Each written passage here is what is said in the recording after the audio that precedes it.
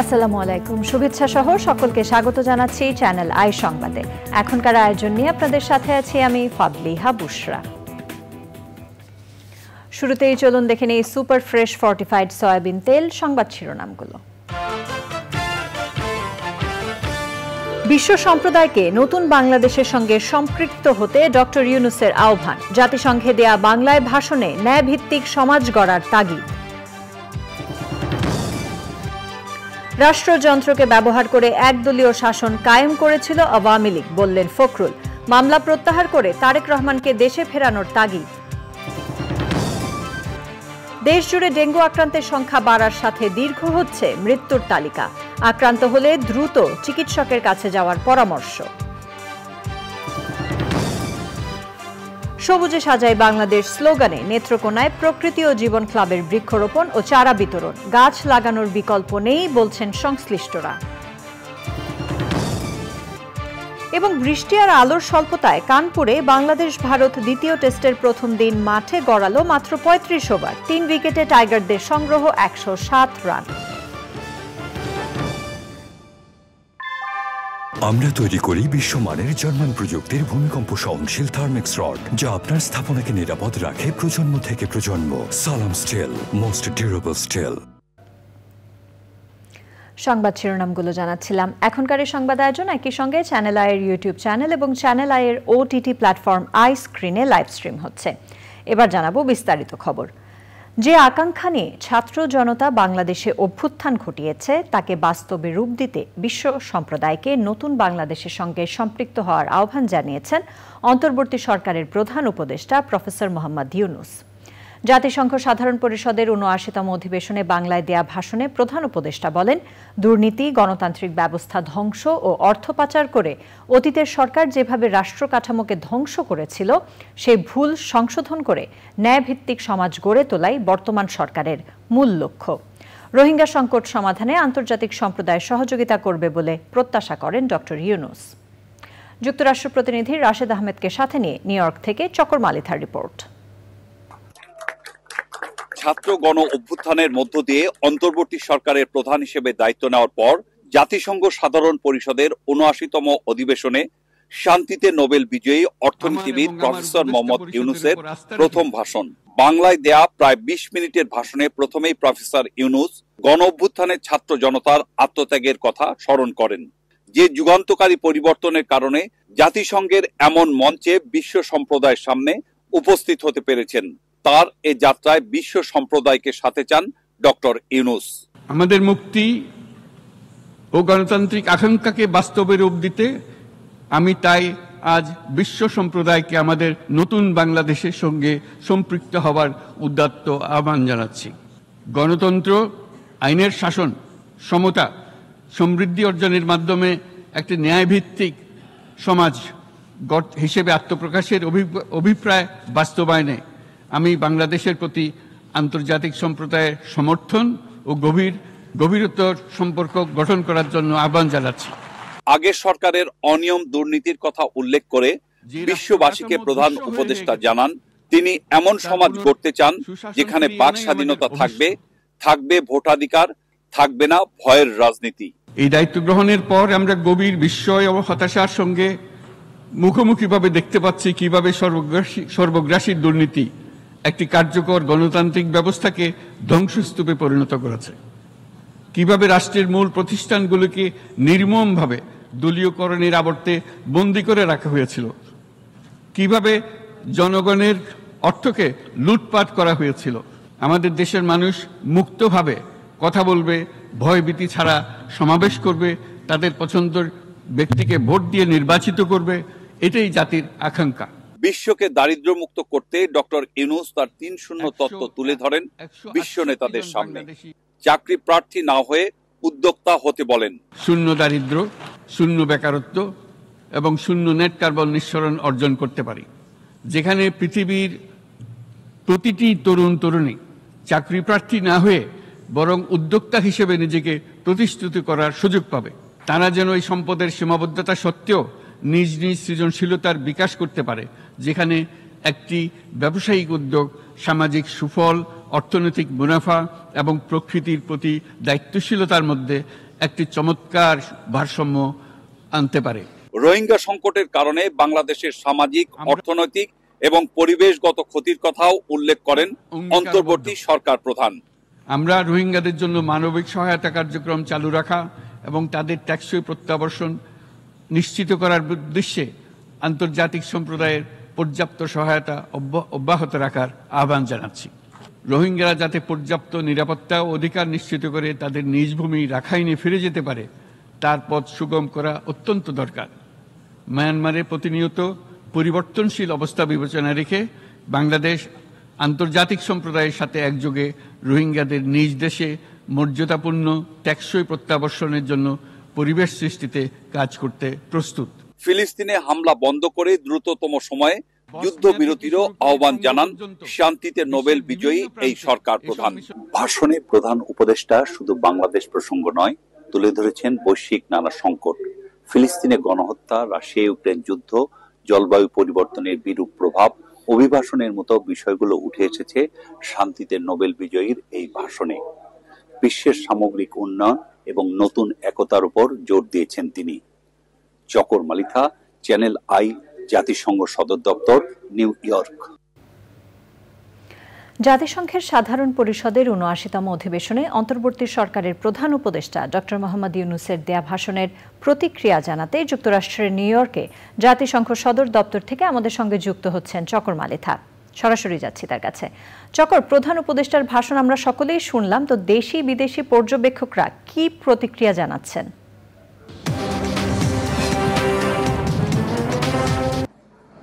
বুশরা, আমার যে রিপোর্টটা প্রচার হলো সেই রিপোর্টে আপনারা দর্শকরা জানতে পারলেন যে জাতিসংঘ সাধারণ পরিষদের অধিবেশনে প্রফেসর ইউনূস কি ভাষণ দিলেন। সেই ভাষণে শুধু তিনি বাংলাদেশের কথাই বলেননি, সারা পৃথিবীর সংকট, সম্ভাবনা সব কিছু নিয়ে এমনভাবে তিনি বক্তব্য দিয়েছেন যে আজকে এই প্রথম জাতিসংঘে বাংলাদেশের কোনো নেতা বিশ্ব নেতার ভূমিকায় আজকে তিনি জাতিসংঘে ভাষণ দিলেন এবং বিশ্ব নেতাদেরকে জানিয়ে দিলেন যে সামনের দিকে এগিয়ে যেতে হলে আমাদেরকে কোন বিষয়ের উপর গুরুত্ব দিতে হবে, সেই বিষয়গুলো নিয়ে উনি কথা বলেছেন। এরই মধ্যে জাতিসংঘ সাধারণ পরিষদের অধিবেশনে যেসব দেশি বিদেশি যেসব সাংবাদিক ছিল, বিশ্ব নেতারা ছিল, প্রত্যেকেই ওনার ভাষণটিকে অ্যাপ্রিসিয়েট করেছে, প্রশংসা করেছে। এখান থেকে জাতিসংঘ সাধারণ পরিষদের অধিবেশনে উনি প্রায় ৩৬ মিনিটের বেশি সময় ভাষণ দিয়ে উনি সাথে সাথে শেষ করে চলে গেছেন হোটেলে। সেখানে ভয়েস অফ আমেরিকার সাথে ওনার একটা ইন্টারভিউ আছে, সেখানে ভয়েস অফ আমেরিকাকে তিনি একটি ইন্টারভিউ দিবেন। এরপরে উনি আরেকটি টেলিভিশন এনপিআর এর সাথে ওনার আরেকটি টেলিভিশন চ্যানেলের সাথে, এনপিআর নামে একটি আরেকটি টেলিভিশন চ্যানেল, তার সাথে একটা ইন্টারভিউ আছে। আরেকটি কল অন আছে, 1-to-1 একটি বৈঠক আছে, যিনি জাতিসংঘের under secretary general Rabab Fatema, ওনার সাথে একটা বৈঠক আছে, 1-to-1 বৈঠক আছে। রাবাব ফাতেমা উনি একজন বাংলাদেশি, উনি জাতিসংঘের আন্ডার সেক্রেটারি জেনারেল, ওনার সাথেও একটা বৈঠক আছে। সব কিছু শেষ করে, এই প্রোগ্রামগুলো শেষ করে অন্তর্বর্তীকালীন সরকারের প্রধান উপদেষ্টা অধ্যাপক মোহাম্মদ ইউনূস আজকে রাত্রি যুক্তরাষ্ট্রের নিউ ইয়র্কের স্থানীয় সময় রাত্রি 9:30টার সময় কাতার এয়ারওয়েজের একটি ফ্লাইটে বাংলাদেশের উদ্দেশ্যে ফ্লাই করবেন এবং আগামীকাল এই সময় যুক্তরাষ্ট্রের এইরকম সময় উনি বাংলাদেশে পৌঁছাবেন। যদি আপনি বুশরা জানতে চান যে এবার যুক্তরাষ্ট্রে নিউ ইয়র্কে যে বাংলাদেশের অন্তর্বর্তীকালীন সরকারের প্রধান অধ্যাপক ইউনূসের সফরটি কেমন ছিল, সফল কতটুকুন সফল, বলা যায় উনি প্রথমবার দায়িত্ব নিয়েই জাতিসংঘে এসে একেবারে বাজিমাত করে দিয়েছেন। বিশ্ব নেতাদের দৃষ্টি এখন প্রফেসর ইউনূসের দিকে, বিশ্ব নেতাদের দৃষ্টি এখন বাংলাদেশে। জো বাইডেন থেকে শুরু করে ইতালির প্রধানমন্ত্রী, কানাডার প্রধানমন্ত্রী, জাতিসংঘ মহাসচিব যুক্তরাষ্ট্রের পররাষ্ট্রমন্ত্রী, মানে বিশ্ব নেতা অনেকের সাথে উনি বৈঠক করেছেন। যেমন গতকাল উনি একদিনে 16টি বৈঠক করেছেন, 16টি বিভিন্ন অনুষ্ঠানে যোগ দিয়েছেন। কাজেই সব কিছু মিলে আমরা যদি বলতে পারি প্রফেসর ইউনূসের এবারের জাতিসংঘ সফর শুধু সফল নয়, আমরা বলতে পারি উনি একদম জাতিসংঘে এসে প্রথমবার আসলেন, দেখলেন এবং জয় করে আজ রাত্রে ফিরে যাচ্ছেন। বুশরা। জি চকর, ধন্যবাদ আপনাকে। জাতিসংঘের সদর দপ্তর থেকে আমাদের সাথে যোগ দিয়েছিলেন সহকর্মী চকর মালিথা। বিএনপি মহাসচিব মির্জা ফখরুল ইসলাম আলমগীর বলেছেন, ফ্যাসিবাদী আওয়ামী লীগ সরকারের আমলে কোনো নির্বাচন সুষ্ঠু হয়নি। রাষ্ট্রযন্ত্রকে ব্যবহার করে তারা একদলীয় শাসন ব্যবস্থা কায়েম করেছিল। শুক্রবার বিকেলে গাজীপুরে বিএনপির স্থায়ী কমিটির সাবেক সদস্য ও সাবেক পাটমন্ত্রী অবসরপ্রাপ্ত ব্রিগেডিয়ার জেনারেল আ.স.ম. হান্নান শাহর ৮ম মৃত্যুবার্ষিকী উপলক্ষে আয়োজিত স্মরণ সভায় প্রধান অতিথির বক্তব্যে তিনি এসব কথা বলেন। এ সময় তিনি আরও বলেন, আর দেরি না করে বিএনপির নেতাকর্মীদের নামে সব মামলা প্রত্যাহার করতে হবে। তারেক জিয়ার নামে সব মিথ্যা মামলা প্রত্যাহার করে তাকে দ্রুত দেশে ফিরিয়ে আনতে হবে। এখনো কিন্তু সংকট কাটেনি। একটি কথা আমরা পরিষ্কার করে বলতে চাই, বাংলাদেশের মানুষ গণতন্ত্রে বিশ্বাস করে, মানুষ যেমন বিশ্বাস করে যে একটি অবাধ সুষ্ঠু নির্বাচনের মধ্য দিয়ে একটি পার্লামেন্ট গঠন করতে হবে, সেই পার্লামেন্টের মাধ্যমে দেশ পরিচালিত হবে, এটা তারাও কমিটেড।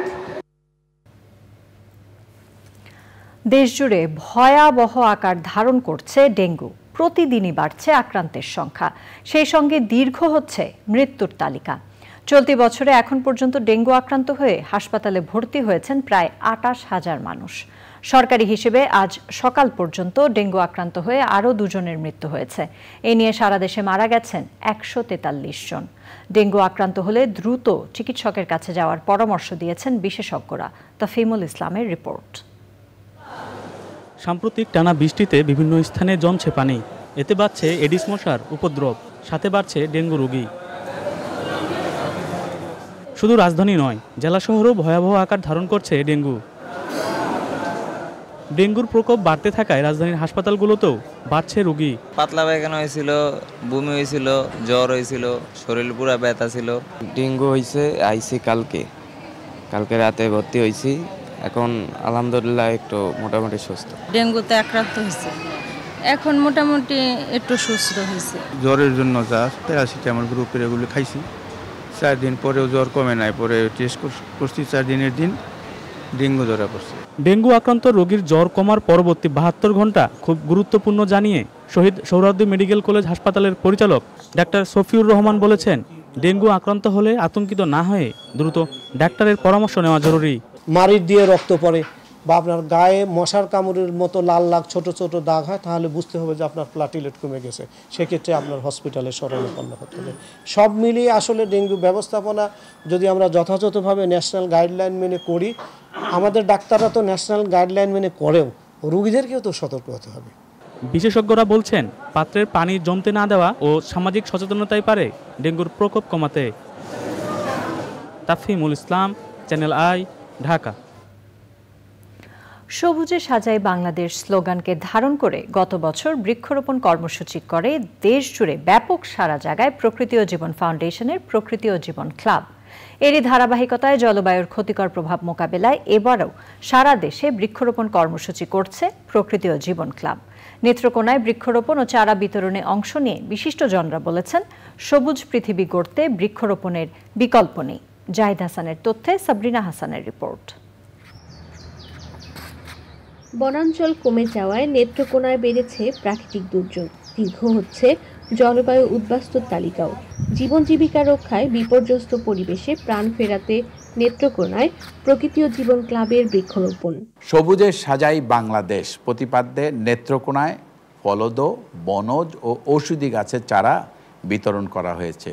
তীব্র তাপ প্রবাহ থেকে মুক্তি পেতে জলবায়ুর পরিবর্তনের বিরূপ প্রভাব মোকাবেলায় সবাই মিলে বেশি বেশি করে আমাদের বৃক্ষরোপণের মাধ্যমে তাপদাহ থেকে মুক্তি পাওয়ার ব্যবস্থা করতে হবে।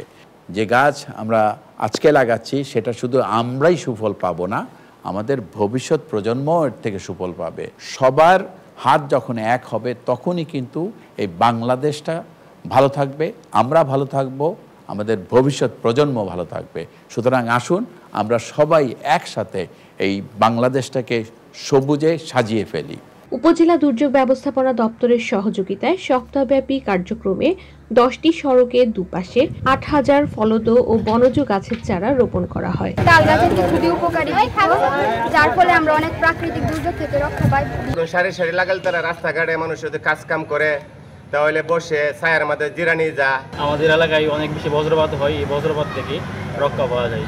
রাস্তাঘাট অনেক সুন্দর থাকে, আবহাওয়া অনেক স্বাচ্ছন্দ্য থাকে। স্থানীয় মানুষেরা অনেকেই গাছগুলো থেকে অনেক উপকারিতা গ্রহণ করতে পারবে। প্রাণ প্রকৃতি রক্ষায় এমন মহতী উদ্যোগ অব্যাহত রাখার আহ্বান সকলের। বৃক্ষরোপণ কর্মসূচির ফলে সাধারণ জনগণ সহ শিক্ষার্থীদের মধ্যে উৎসাহ উদ্দীপনা বেড়েছে। প্রকৃতি ও জীবন ক্লাব কর্তৃক আয়োজিত এই রাস্তার ধারে যে চালের চারাগুলি আমরা রোপণ করতেছি, এগুলি ভবিষ্যতে হয়তো বড় একটা সহায়ক হবে। আমরা বৃক্ষ লাগাচ্ছি কম, কাটছি বেশি, আমরা বেশি করে গাছ লাগাবো। এই গাছ লাগানোর ফলে প্রকৃতিতে ভারসাম্য হবে, প্রকৃতিতে মানুষ উপকার হবে। প্রকৃতির প্রতি দায়িত্ববোধ সৃষ্টিতে প্রকৃতি ও জীবন ক্লাবের অনন্য ভূমিকার প্রশংসা করেন সুধীজনরা। প্রকৃত গাছের যে নিবিড় পরিচর্যার মাধ্যমে যে উপযোগিতাটা পাই, সেটার আসলে তুলনা অন্য কোনো কিছুর সাথে যায় না। এই গাছগুলো একসময় বেড়ে উঠলে এই গাছের ছায়াতলেই শুধু মানুষ নয়, পশু পাখি প্রাণী সকলেরই আশ্রয় হবে। প্রতিজনে বাড়িতে বাড়িতে প্রতিষ্ঠানে মসজিদ মাদ্রাসা বনায়ন করতেছেন, এতে দেখা যাচ্ছে যে বিশেষ করে নেত্রকোনাতে একটা বনের বিপ্লব ঘটছে। জলবায়ুর বিরূপ প্রভাব মোকাবেলায় দেশ জুড়ে সবুজ বেষ্টনী গড়ে তুলতে সমন্বিত অংশগ্রহণ জরুরি বলছেন পরিবেশবাদীরা। সাবরিনা হাসান, প্রকৃতি ও জীবন ডেস্ক, চ্যানেল আই। পর্যটন শান্তির সোপান প্রতিপাদ্যে সারা দেশে উদযাপিত হচ্ছে বিশ্ব পর্যটন দিবস। রাজধানীতে অনুষ্ঠানে জনপ্রশাসন সচিব বলেছেন, পর্যটনের উন্নয়নে যার যার অবস্থান থেকে কার্যকর ভূমিকা রাখতে হবে। বেসরকারি উদ্যোক্তারা বলছেন, সমন্বিত উদ্যোগের মাধ্যমে কাঙ্ক্ষিত সুফল পাওয়া যাবে। মাজহারুল হক মান্নার রিপোর্ট। পর্যটনের অপর এই সম্ভাবনার কথা জানান দিতে প্রতি বছরের মতো এবারও বিশ্ব পর্যটন দিবস উপলক্ষে আয়োজন করা হয় বর্ণাঢ্য র্যালির। পর্যটন ভবনের সামনে থেকে সকাল ৮টার পরে শুরু হয় র্যালি। এতে সরকারি বেসরকারি পর্যটন সংশ্লিষ্ট বিভিন্ন সংস্থা ও সংগঠন অংশ নেয়। বাংলার ঐতিহ্যবাহী প্রতীকী নানা চরিত্রের উপস্থিতি ছিল র্যালিতে।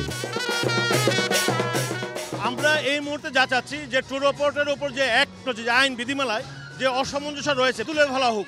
সারা বছরব্যাপী পর্যটন ক্যালেন্ডার তৈরি করতে হবে, কি ধরনের অ্যাক্টিভিটিস থাকবে, কার কি ভূমিকা থাকবে সেটা আগে নির্ধারণ করতে হবে। সকলে মিলে যদি সমন্বিতভাবে উদ্যোগগুলো গ্রহণ করা হয়, তাইলেই আমরা আমাদের কাজ করতে সুবিধা হবে। র্যালি শেষে ঢাকা সিটি ভ্রমণ সার্ভিসের উদ্বোধন করেন বেসামরিক বিমান পরিবহন ও পর্যটন মন্ত্রণালয়ের সচিব। পরে তিনি ঘুরে দেখেন পর্যটন কর্পোরেশনের অস্থায়ী রেস্তোরাঁ। এটা অরিজিন যেগুলো ছিল, যেমন চিটা পিঠা দেখাচ্ছি, আমাদের মুরগির ভুনা, আচারি আলু দিচ্ছি, যে আমাদের ঐতিহ্যটা যেন হারিয়ে না যায়। এরপর পর্যটন দিবস উপলক্ষে আয়োজন করা হয় আলোচনা সভার। আমি চাই ফ্লোর থেকে কথা বলবে, নতুন নতুন কথা বলবে, সকলকে সম্পৃক্ত করা হবে, এটাই হবে। ইমিগ্রেশন পুলিশ এটা আরেকটা মনে হয় যে মুখটা পোড়ায় রাখছে, কি আনছেন আমাকে দেন। এই কালচার থেকে পুলিশকে বেরিয়ে আসতে হবে। আপনারা সবাই একসাথে বলবেন, আমরা সবাই সম্মিলিতভাবে ট্যুরিজম সেক্টরকে বিশ্বের দোরগোড়ায় নিয়ে যাব, এবং আমরা যাব যে এটা আমরা আজকে শপথ করব।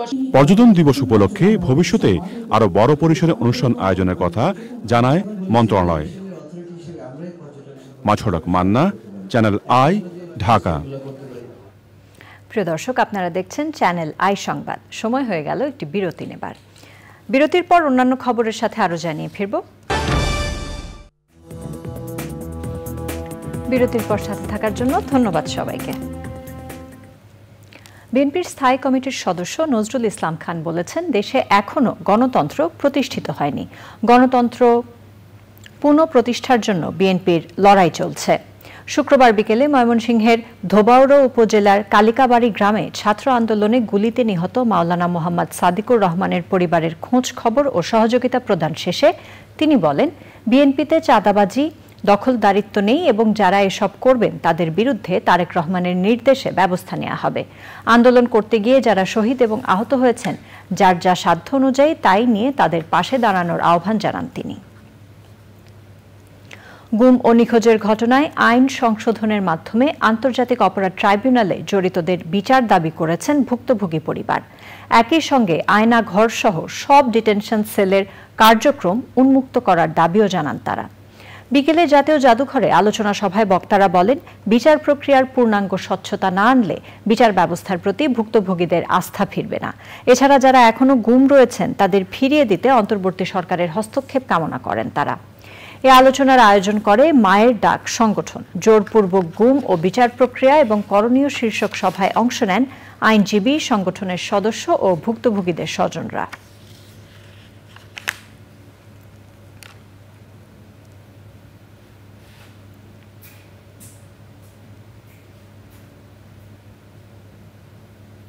নিটল টাটা আন্তর্জাতিক সংবাদ।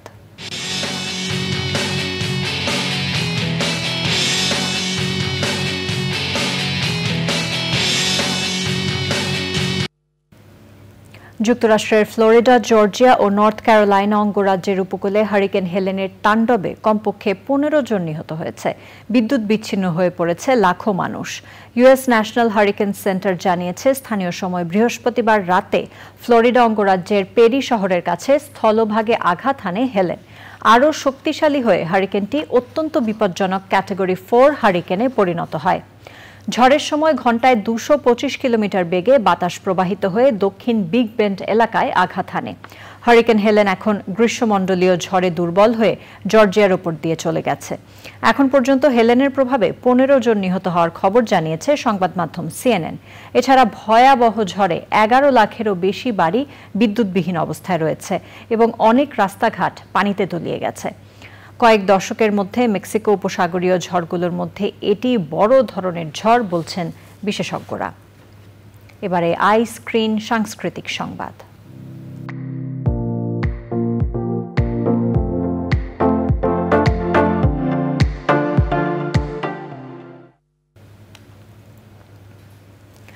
বিনোদনের স্মার্ট দুনিয়া ওটিটি প্ল্যাটফর্ম আই স্ক্রিন। এই প্ল্যাটফর্মে প্রদর্শিত হচ্ছে জনপ্রিয় সব ক্লাসিক চলচ্চিত্র।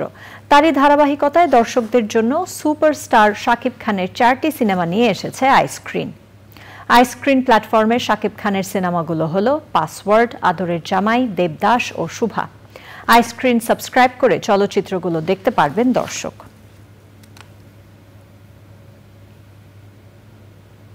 এবার জানাবো কৃষি সংবাদ।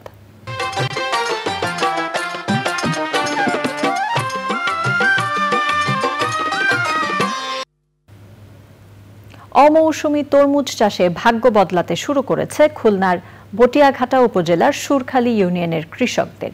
পুকুরের পাশে মাচা পদ্ধতিতে এই তরমুজ চাষ করে প্রতি মৌসুমে মাত্র 50,000 টাকা খরচে 4 লাখ টাকা পর্যন্ত আয় করছেন তারা। এতে যেমন সচ্ছলতা এসেছে, তেমনি তরমুজ চাষে উৎসাহ পাচ্ছেন চাষিরা। ড্যানিয়েল সুজিত বোসের রিপোর্ট। খুলনা অঞ্চলের মাটিতে লবণাক্ততার পরিমাণ সবসময় বেশি। একসময় মাছ চাষ এবং আমন ধান আবাদই ছিল এ অঞ্চলের কৃষকের জীবিকার উৎস। ফলে অভাব অনটনের দিন কাটত তাদের। উপজেলার কৃষি অফিসারের পরামর্শে 3 বছর আগে কৃষকরা পুকুর পাড়ে অমৌসুমী তরমুজ চাষ শুরু করেন। এতেই বদলে যেতে শুরু করে এই এলাকার মানুষের আর্থিক চিত্র। এখন বটিয়াঘাটা উপজেলার সুরখালী ইউনিয়নে বেড়িবাঁধের দুপাশে যেদিকে চোখ যায় দেখা যায় মাচাতে ঝুলছে তরমুজ। আমি গত 3 বছর ধরে এই তরমুজ চাষ করতেছি, কিন্তু প্রথম যে বছর তরমুজ চাষ করেছি এই তরমুজ সম্পর্কে আমরা তো খুব বেশি ভালো বুঝতাম না। গাছ যদি অনেকেই আছে ভালো ট্রিটমেন্ট না দিতে পারে তাহলে 2 কাটার পরে শেষ হয়ে যায়, আর যদি ভালো ট্রিটমেন্ট হয় গাছের তাহলে আপনার 4-5 কাটা পর্যন্ত চলবে। আমরা দুইজনে মোটামুটি একসঙ্গে সার বা এই যে ওষুধ মিক্সচার করতে হয়, একটু খেতে কাজে ক্ষেত খাবারে ওই বন বাসা বা কোপানো কাজ, এগুলো আমরা দুইজনে একসঙ্গেই করি। কর্মকর্তারা জানান এই এলাকার কৃষকদের অর্থনৈতিক অবস্থা বিবেচনা করে তাদের অমৌসুমী তরমুজ চাষ করার পরামর্শ দেওয়া হয়েছে। 2022 সালে আছে তরমুজ আছে 70 হেক্টর আছে তরমুজ আবাদায়, এইবার আছে আরো বৃদ্ধি পাই পর্যায়ক্রমে, কিন্তু 2023 সালে আছে 300 হেক্টর আছে তরমুজ আবাদায় এই এলাকায়। এবার আছে 2024 অর্থ বছর আছে 500 হেক্টর আছে তরমুজ আবাদ হয়েছে, যার খুলনা জেলার মধ্যে মোট আছে 900 হেক্টর তরমুজ আবাদ হয়েছে, তার মধ্যে আমার এই সুরকাল ইউনিয়ন আছে 500 হেক্টর। আমাদের প্রথম চ্যালেঞ্জ ছিল যে এই কৃষকদেরকে আমাদের মোটিভেট করা, যেটা আমরা কৃষি সম্প্রসারণ অধিদপ্তরের মাধ্যমে এবং আমাদের প্রকল্পের মাধ্যমে আমরা কৃষকদেরকে সরকারি সহায়তা দিয়েছি এবং আমাদের কৃষি সম্প্রসারণ অধিদপ্তরের কর্মকর্তারা সবসময় কৃষকদেরকে উদ্বুদ্ধ করার জন্য তাদেরকে পরামর্শ দিয়ে গেছে। চলতি মৌসুমে খুলনা জেলায় মোট 900 হেক্টর জমিতে তরমুজ চাষ হচ্ছে, যার মধ্যে সুরখালীতে চাষ হয়েছে 500 হেক্টরে। Daniel Sujit Bose, channel I, Khulna. এখন দেখবেন প্রকৃতি সংবাদ।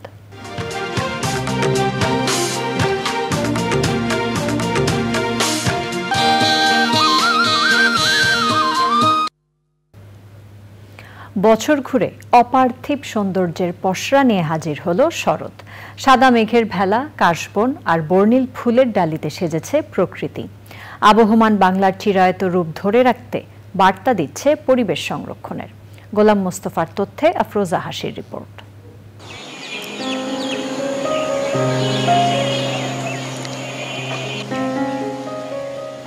কাশফুলের মতো অবারিত স্বাধীনতা, নীল আকাশে পেঁজা তুলার মতো আলস্যে ভেসে বেড়ানো মেঘ, পথ হারানো সাদা বকের শাড়ি, মন মাতানো সুখে প্রজাপতি ফড়িংয়ের নাচানাচি, বাতাসে শিউলির তাজা সুবাস আর ধান খেতে নুয়ে থাকা সোনাঝরা শীষ নিয়ে আবির্ভাব হয় মন ভোলানো ঋতু শরতের। বছর ঘুরে ক্যালেন্ডারের পাতা ছাপিয়ে শরৎ দোলা দেয় প্রকৃতি প্রেমীর মননে। বর্ষণের অন্ধকার মেঘ ভেদ করে ধরিত্রীতে বর্ণিল রূপের ভেলা নিয়ে হাজির হয় শরৎ। ক্রমাগত দখল দূষণে ধুঁকতে থাকা বাস্তুতন্ত্রেও আবহমান বাংলার রূপের জানান দেয় শরৎ। সৌন্দর্য পিয়াসীদের বার্তা দেয় বাসযোগ্য বসুন্ধরা নিশ্চিতে পরিবেশ প্রতিবেশ সংরক্ষণের। আমাদের ভাদ্র আশ্বিন আসলে বাঙালির একটা তালের পিঠার গন্ধ থেকেই যায়, সেই সাথে আকাশে যে ছেঁড়া ছেঁড়া মেঘগুলো থাকে সেই মেঘগুলোর সাথে ভেসে আসে কাশফুল, আর কাশফুল আর মেঘ একসাথে ছুঁয়ে যে মনে হয় যে মনোরম দৃশ্য। এই কাশফুলটা প্রতি বছরই হয়, এখানে দেখতে আসি, ভালো লাগে। এই জন্য ফ্যামিলি নিয়ে ঘুরতে এসেছি, ওরাও এনজয় করছে, আমরাও এনজয় করছি। শত শত না তারও বেশি মানুষ এখানে এই শরৎকে উপভোগ করছে এবং এখানে না আসলে, না দেখলে, সচক্ষে না দেখলে এটা বোঝা যাবে না। এই ঋতুতে আমার মনে হয় এটা কবিতা লিখি, গল্প লিখি, কাব্য লিখি, সবকিছু মিলে খুব ভালো লাগে। প্রকৃতিটা কিছুটা নীরব, আস্তে আস্তে মনে হচ্ছে সে তার পুরাতন অভাবে ফিরে যাচ্ছে এবং এর পরবর্তীতেই হয়তো শীতের আমেজ আর কিছুদিন পর হয়তো শুরু হবে ধীরে ধীরে। দাবদাহের দহনকাল পেরিয়ে আসা এবারের শরতের আবেদনেও এসেছে বৈচিত্র্য ও স্বতঃস্ফূর্ততা। কাশবনের প্রান্তর পেরিয়ে যার ঢেউ আছড়ে পড়ছে সামাজিক যোগাযোগ মাধ্যমেও। আফরোজা হাসি, প্রকৃতি ও জীবন ডেস্ক, চ্যানেল আই। আবারও সময় হয়ে গেল একটি বিরতি নেবার। বিরতির পর জানিয়ে ফিরব। সরকারের বেঁধে দেয়া দামে বাজারে মিলছে না ডিম মুরগি, সরবরাহ পর্যাপ্ত থাকার পরও কমছে না চালের মূল্য।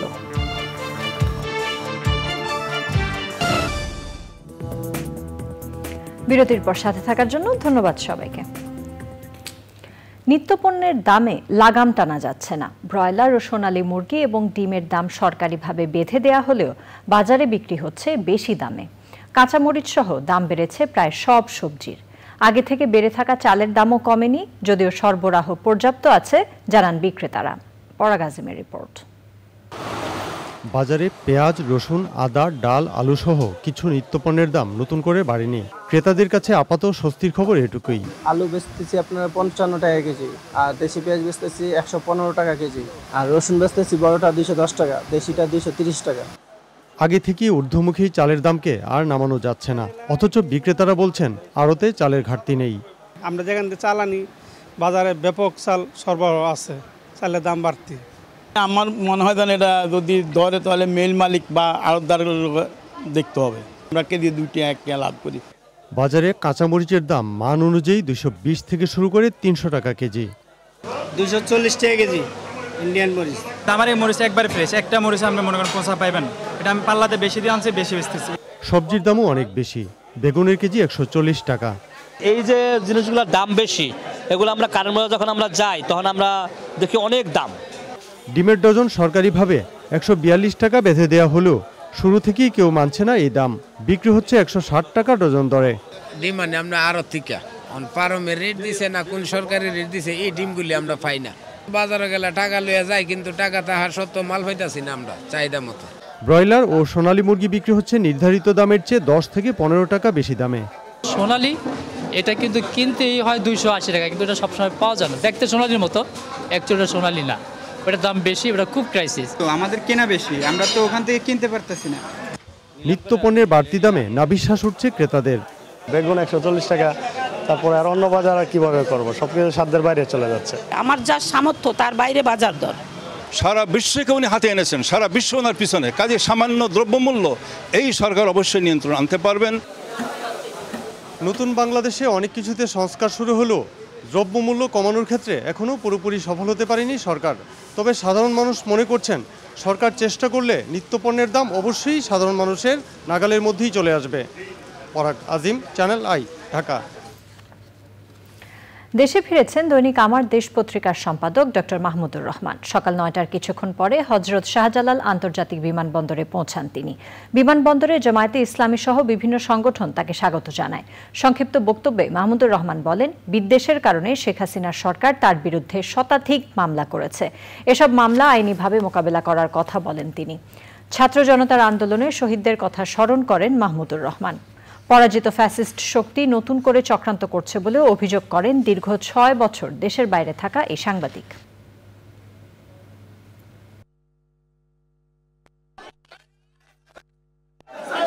এই বিপ্লবের শহীদদের কোনোদিনও ভুলে যেতে পারি না। ইনশাআল্লাহ এই শহীদদের আমরা কখনো ভুলব না। পরাজিত ফ্যাসিবাদ বিদেশে বসে তার বিদেশি বন্ধু, বিদেশি প্রভু, তার কোনো বিদেশি বন্ধু নাই, তার বিদেশি প্রভু এবং বাংলাদেশের এজেন্টদের দিয়ে বিপ্লবকে নস্যাৎ করার অপচেষ্টা চালাচ্ছে।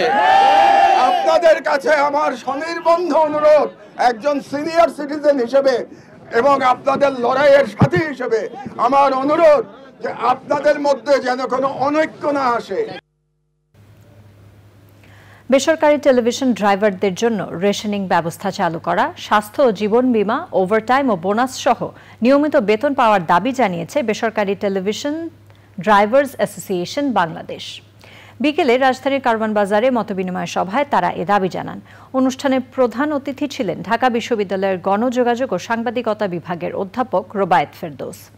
সংগঠনের সিনিয়র সহসভাপতি নাজমুল হকের সভাপতিত্বে সংগঠনের সাধারণ সম্পাদক শেখ আব্দুর রহিম রানা, মোহাম্মদ মীর হোসেন ও সংগঠনের কেন্দ্রীয় নেতারা উপস্থিত ছিলেন।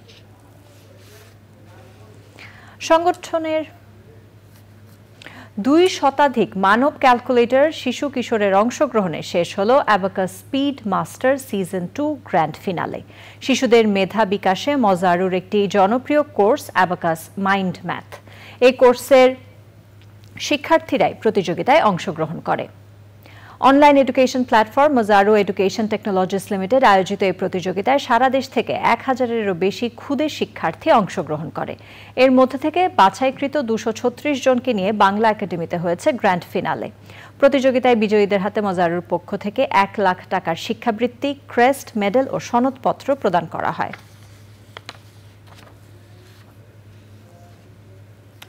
চট্টগ্রাম সরকারি কলেজে বৃহস্পতিবার 2টি ছাত্র সংগঠনের মধ্যে সংঘর্ষের পর ওই কলেজে ছাত্র রাজনীতি বন্ধের ঘোষণা দেয়া সহ 5 দফা দাবিতে সংবাদ সম্মেলন করেছে বৈষম্য বিরোধী ছাত্র আন্দোলনের ব্যানারে চট্টগ্রাম কলেজের সাধারণ শিক্ষার্থীরা। অন্য দাবিগুলো হলো বৈষম্য বিরোধী ছাত্র আন্দোলনের শহীদ ওয়াসিমের নামে কলেজের বিশেষ স্থাপনার নামকরণ এবং তার পরিবারের পুনর্বাসনে ভূমিকা রাখা, দ্রুত হল সংস্কার করা ও জুলাই বিপ্লবে যেসব শিক্ষার্থী নির্যাতনকারী হিসেবে প্রত্যক্ষ ও পরোক্ষভাবে জড়িত তাদের স্থায়ীভাবে বহিষ্কার করা।